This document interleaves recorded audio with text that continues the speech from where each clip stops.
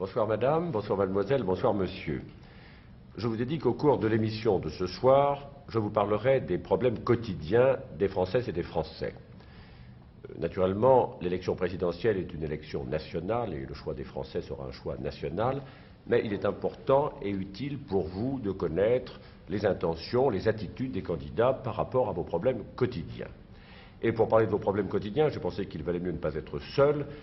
C'est pourquoi j'ai demandé à Christian Bonnet, qui est le secrétaire d'État chargé du problème du logement dans le gouvernement, de venir ici ce soir, à Mylène Descamps, qui a recueilli pour moi le courrier que vous m'avez adressé pendant la campagne présidentielle et qui connaît donc vos préoccupations, et enfin à Madame Grodhomme, qui est conseiller municipal, biologiste et mère de 3 enfants, et qui connaît donc beaucoup des aspects des problèmes des Françaises et des Français, de venir en débattre avec moi. Nous allons parler successivement de l'écart des revenus en France et des conditions de travail, comme je vous avais annoncé que je le ferai. Puis nous parlerons du problème des transports en commun, du logement, des prix et enfin des problèmes particuliers des femmes. Je commence d'abord par l'écart des revenus, parce que au cours de notre dernière émission, j'ai dit que l'écart des revenus en France était excessif, l'écart qui sépare les revenus des plus favorisés et ceux dont les ressources sont les plus modestes. Ceux dont les ressources sont les plus modestes sont, vous le savez, des travailleurs manuels, des ouvriers.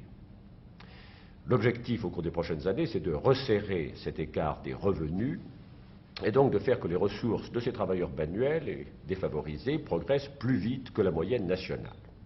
Comment le faire? Le moyen le plus efficace, c'est d'abord l'action par le SMIC. Et au cours des dernières années, qu'il s'agisse du gouvernement de M. Chaban-Delmas, qu'il s'agisse du gouvernement de M. Pierre Messmer, un effort a été accompli, d'ailleurs jusqu'à aujourd'hui même, pour revaloriser le SMIC plus rapidement que la moyenne des rémunérations. Et cet effort devrait être poursuivi. Il est essentiel que les travailleurs manuels, que les ouvriers en France, au voisinage du SMIC, connaissent une progression de leurs ressources qui les rapproche de la moyenne nationale. Il faudra aussi que cette politique de resserrement de l'écart des revenus soit recherchée dans le cadre des négociations entre les organisations syndicales et les employeurs. Et on peut imaginer un certain nombre de moyens qui concourent à ce resserrement de l'écart des revenus. Je dis tout de suite que ça ne concerne pas la catégorie des cadres, parce qu'en France, les revenus les plus élevés ne sont pas les revenus des cadres des entreprises. Ce sont des revenus d'autres origines, et c'est entre ces ressources minima et ces revenus les plus favorisés que nous devons resserrer progressivement l'éventail. Mais je crois que lorsqu'on est amené à évoquer ainsi la situation des travailleurs au voisinage du SMIC, il y a sans doute les ressources, mais il y a aussi les conditions de vie et de travail. Et il faut poursuivre et accentuer l'effort d'amélioration des conditions de travail. On a connu au cours des dernières années des conflits qui ont été très durs dans des entreprises, dans des usines où les ouvriers étaient éprouvés par le caractère parcellaire, répétitif, fatigant et d'ailleurs aussi dangereux des tâches qu'ils accomplissent. Et dans ce domaine, des initiatives peuvent être prises. Et nous pensons par exemple que l'organisation du travail manuel pourrait être confiée plus largement aux intéressés eux-mêmes à l'intérieur de groupes autonomes dans lesquels ils examineraient l'amélioration technique de leurs conditions de travail sous leur propre responsabilité. Et je pense qu'il faut également, en matière d'emploi, nous parlons toujours du plein emploi, mais il faut viser ce que j'appellerais le meilleur emploi. Car dans l'avenir, au fur et à mesure que se développera notre économie, les ouvriers, les travailleurs manuels devront être plus libres d'aménager eux-mêmes leurs conditions de travail et de vie, et en particulier leurs horaires.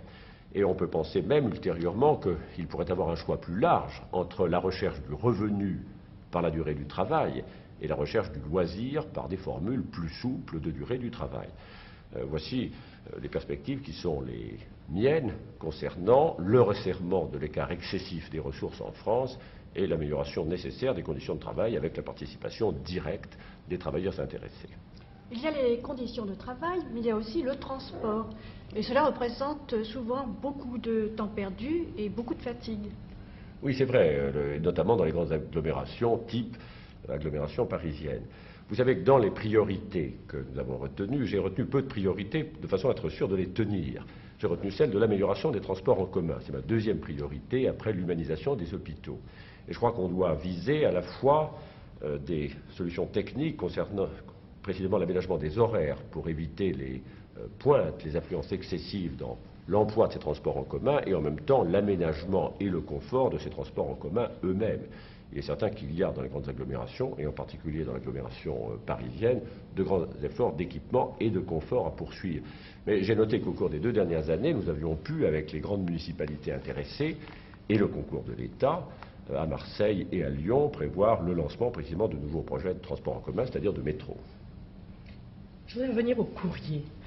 Beaucoup de gens qui nous écrivent se plaignent notamment de la hausse des charges locatives. Alors, il est exact que j'ai pu me rendre compte, lors des nombreuses visites que j'ai effectuées chez les occupants d'appartements d'HLM, de la hausse des charges locatives, du fait en particulier de la hausse des frais de chauffage entre le début de l'automne et la fin de cet hiver. Le gouvernement a décidé une réforme importante de l'allocation logement à dater du 1er juillet prochain, puisque pour la première fois, dans la base de calcul de cette allocation logement, vont être pris en compte les frais de chauffage. Cela représente la mise en œuvre de 120 milliards d'anciens francs, et au niveau d'une famille comptant 4 personnes, l'allocation logement devrait, pour une rémunération brute du chef de famille de l'ordre de 1800 francs et un loyer de 450, être améliorée de 600 francs par an pour faire face à des charges accrues de chauffage. J'ajoute que Valéry Giscard d'Estaing a marqué son souci d'actualiser chaque année cette allocation logement, son souci aussi de faire participer dans les grands ensembles, HLM ou résidentiels, de plus de 50 logements, les occupants à l'évolution de leurs charges locatives. Je suis conseillère municipale, j'habite hors de Paris et je suis frappée par le nombre de jeunes ménages qui envisagent l'achat d'un logement et qui sont obligés d'abandonner leur projet en raison du coût excessif des emprunts. Bien, ça c'est vrai, mais à l'heure actuelle, les taux d'intérêt sont élevés pour l'acquisition des logements. Ça tient à une situation générale qui n'est pas propre au logement, mais qui peut amener certains jeunes ménages à se décourager devant le coût d'acquisition de leur logement. Alors nous proposons à cet égard 2 formules. La première, ça serait d'examiner si on ne peut pas moduler dans le temps les charges financières pour les jeunes ménages. C'est-à-dire faire au début, à un moment où ils ont beaucoup d'autres charges d'investissement et d'équipement, qu'ils puissent avoir des charges financières, des taux d'intérêt plus bas, et qu'ensuite, alors dans la deuxième partie, à un moment en général, ils ont une carrière qui commence à se développer, ils supporteraient la partie restante de ces charges financières. Je pense aussi que nous pouvons aller un peu plus loin que nous l'avons fait jusqu'ici dans les déductions fiscales pour le paiement des intérêts pour l'acquisition de logements. Vous savez qu'à l'heure actuelle, il y a des plafonds qui sont de 5 000 francs par foyer, plus 500 francs par personne à charge, mais probablement on peut étendre un peu ces exonérations fiscales, et à condition bien entendu de faire en sorte qu'il s'agisse soit de jeunes ménages qui veulent acquérir un logement, soit de logements aidés à l'intérieur du plafond des logements aidés, puisqu'il s'agit, dans des mesures de ce type, de conserver un caractère d'incitation sociale à l'effort fiscal de l'État. vous savez, les personnes âgées nous écrivent beaucoup. Et là, notamment, il y a un problème. Des opérations de rénovation urbaine les poussent très souvent hors des quartiers qu'elles habitent depuis très très longtemps, pour des quartiers et des logements chers et plus éloignés. Eh bien, Valéry Giscard d'Estaing, au-delà même du projet de loi sur la protection des occupants, dont il s'est engagé à demander le vote par le Parlement lors de l'actuelle session s'il est élu, a décidé de subordonner désormais toutes ces opérations de rénovation à la présentation d'un plan de relogement préalable et à l'obligation de construire 50% au moins de logements sociaux dans les immeubles neufs destinés à remplacer les immeubles insalubres qui auraient été détruits. J'ajoute que dans son esprit, l'allocation logement doit couvrir l'intégralité de la différence entre l'ancien et le nouveau loyer. Je vais encore revenir au courrier. Vous en avez beaucoup. Mais j'en ai beaucoup, et je dois dire qu'il y a quand même la question, je n'osais pas vous la poser jusqu'à maintenant, mais qui est la plus importante, c'est la hausse des prix. Non, il faut au contraire la poser. C'est une préoccupation quotidienne de toutes les Françaises et de tous les Français. C'est également la préoccupation du ministre de l'économie et des finances. Sur ce sujet, il faut savoir que nous sommes dans une vague d'inflation mondiale. On peut le contester, mais c'est pourtant une évidence. Que l'évolution des prix en France au cours des derniers mois a été à peu près comparable à celle qui s'observait ailleurs, ce qui n'est pas un motif de consolation, mais ce qui donne un peu l'explication. Et que tous nos efforts, c'est de tendre au ralentissement de cette hausse, et nous avions pour ça un programme qui est en cours. Alors, programme qui visait un premier freinage et qui comportait, lorsque ce freinage commencerait à être obtenu, une réduction des taux de la taxe à la valeur ajoutée, que j'ai déjà fait décider, vous en souvenez, l'année dernière, mais qu'il faut faire à un moment où ce sont les consommateurs qui en tirent profit. Parce que si on le fait à un moment où la hausse des prix est forte, ce sont les producteurs qui atténuent, si vous voulez, leur hausse des prix, mais sans répercussion nécessaire au sein de la consommation.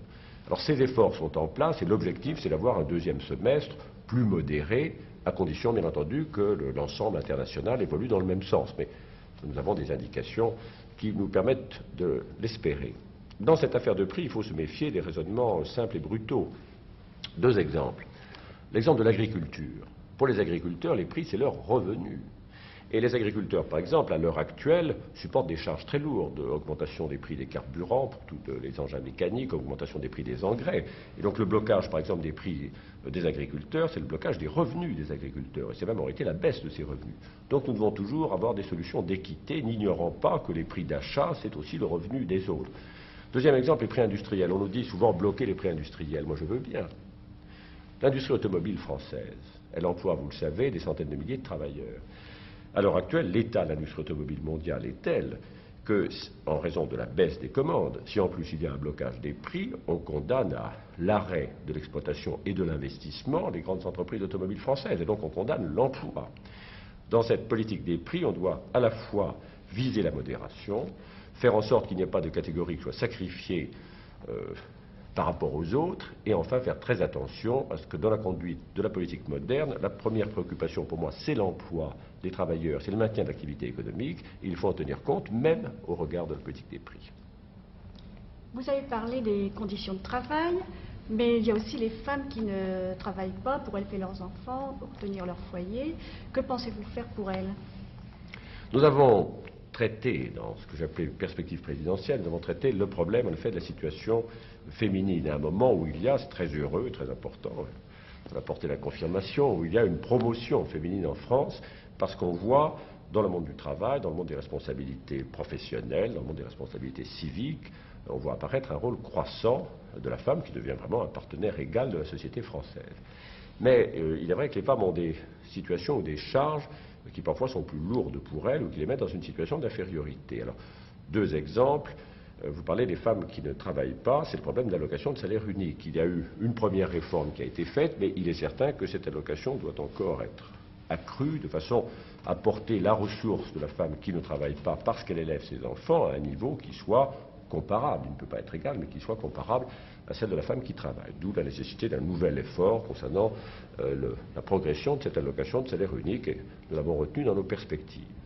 Puis il y a également le problème des droits à la retraite des femmes qui élèvent des enfants et qui, par exemple, interrompent leur activité de travail pendant quelque temps et qui, à ce moment-là, risquent d'interrompre également l'accumulation de leurs droits à la retraite. Et dans notre projet, nous prévoyons que la mère de famille, en tant que telle, pourrait cotiser de façon à maintenir, si vous voulez, la progression de ses droits à la retraite pendant les périodes où elle interrompt son travail rémunéré pour élever ses enfants.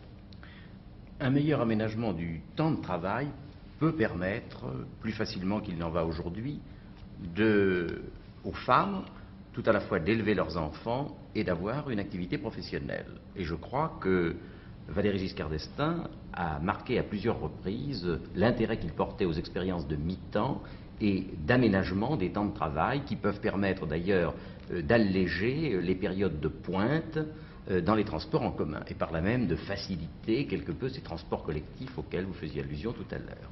Il y aurait aussi un problème qu'on a pu évoquer, qui est la situation des veuves. Vous savez que la France a 3 200 000 veuves, Michel Poniatowski en parlait l'autre jour, et notre législation sociale, notre législation des pensions les met souvent dans une situation d'infériorité par rapport à ce qu'auraient été les droits de pension de leur mari. Il y a bien certaines conditions de réversion, mais elles sont à l'heure actuelle limitées par le cumul et limitées par un certain plafonnement. Alors je crois que dans ce domaine aussi, nous avons prévu que les dispositions doivent être reconsidérées pour permettre une amélioration équitable du sort des veuves.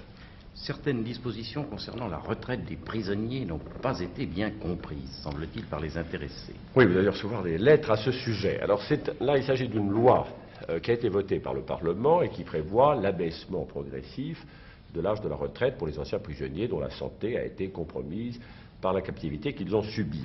Et il y avait un calendrier qui avait été prévu à cet égard pour la première année d'application, c'est 1974. Je crois que pour l'année 1974, les dispositions qui ont été prises par le gouvernement ont répondu à l'attente des intéressés. Mais on a fait paraître un échelonnement pour les années suivantes qui a paru trop restrictif. Et j'ai eu l'occasion de m'en entretenir avec le Premier ministre, et je crois qu'on peut dire ceci. Nous allons voir quelle est l'étendue des demandes qui sont présentées au titre de 1974, et si les prévisions qui sont faites par les associations sont confirmées, nous devrions, d'ici la fin de l'année, reconsidérer cet échéancier de façon à pouvoir accélérer la mise en œuvre de ce projet, c'est-à-dire cet abaissement de l'âge de la retraite pour les anciens prisonniers de guerre. Voilà, nous avons parlé de ces sujets de vie quotidienne des Français, et naturellement, nous n'avons pas pu les évoquer tous, il y en a de très nombreux. Je pense à l'un qui ne concerne pas cette élection présidentielle, mais dont je voudrais dire un mot, qui est le sort des travailleurs immigrés en France. Vraiment, ça ne concerne pas l'élection présidentielle, puisqu'ils ne votent pas. Mais on ne peut pas imaginer une société fraternelle française, une société de travailleurs et d'ouvriers, dans laquelle la considération morale et matérielle ne s'attacherait pas également au sort des travailleurs immigrés, je tiens à le dire. Dans la solution, les solutions que nous rechercherons à ces problèmes de la vie quotidienne des Français, il y a pour moi un principe. C'est l'égalité des chances au départ et l'égalité des droits sociaux à l'arrivée. Dans une société fraternelle, quelles que soient à l'heure actuelle les inégalités de culture, de conditions, de moyens, il faut faire en sorte que les jeunes Françaises et les jeunes Français puissent de plus en plus connaître entre eux l'égalité des chances. Et je crois qu'ensuite, lorsqu'on a vécu et travaillé, il faut à la fin de sa vie que l'on connaisse l'égalité des droits sociaux, c'est-à-dire que la protection des Français de tout métier, de toute condition, vis-à-vis de la maladie et vis-à-vis de la vieillesse, soit une protection égale. Naturellement, les différentes catégories pourront se constituer des droits supplémentaires à la retraite par des cotisations, mais il faut que la protection minima soit la même, c'est-à-dire le minimum de ressources des personnes âgées soit le même pour toutes les catégories de Français, quelle qu'ait été leur activité économique, leur travail ou leur sort. Voici ces réflexions d'aujourd'hui sur la vie quotidienne des Français, sur leurs problèmes qui sont réels et à propos desquels nous sommes exprimés, je crois, clairement et simplement. La dernière émission, pour moi, de cette campagne présidentielle sera celle que je ferai pendant 5 minutes, l'avant-dernier de la campagne, en m'adressant à vous vendredi soir. C'est une émission très importante, puisque c'est au cours de cette émission que je vous dirai quel est l'enjeu de la campagne présidentielle, l'enjeu pour la France.